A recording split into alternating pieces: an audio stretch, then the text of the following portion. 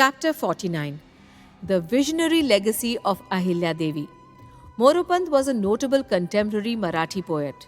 When Ahilya Devi learned of his arrival, she quickly dispatched a palanquin for him. He entered the Maheshwar palace. The simplicity of her house was soothing. As usual, she sat on her quilt in a white sari. With a grin, she greeted him with the respect he deserved. He sat on the mattress. First, he complimented her on all of her efforts. He praised her work for its profundity and forward thinking approach. Following the friendly talk, he requested permission to display his work in front of her.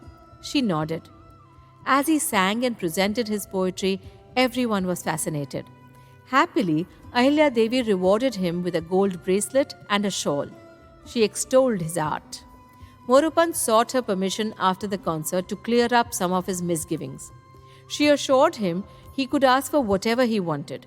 He inquired as to her motivation for arranging for the maintenance of several temples for over a century. He was familiar with her approach to building and restoring temples, but he wanted to grasp her perspective on continuing that maintenance for such an extended length of time. She grinned and informed him she was constantly thinking about long-term rewards.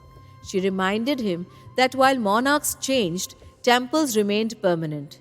In such cases, if temple expenses were already covered, someone would undoubtedly continue to look after them.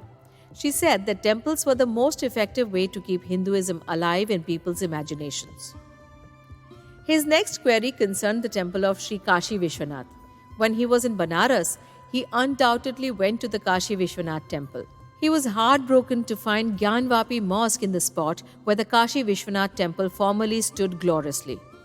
At the same time, he was shocked to discover a new temple built directly in front of the mosque. When he inquired about the building, he learned that the temple was being built under the orders of Ahilya Devi. He questioned her why she constructed the temple just in front of the mosque when it could have been placed elsewhere in Kashi. She told him that Hindus are tolerant and forgiving people. They would easily forget the scars inflicted by Muslim emperors. To keep the fire burning in the hearts of Hindus, the temple was built directly in front of the mosque. Moropant was honored to have encountered such a visionary in his life.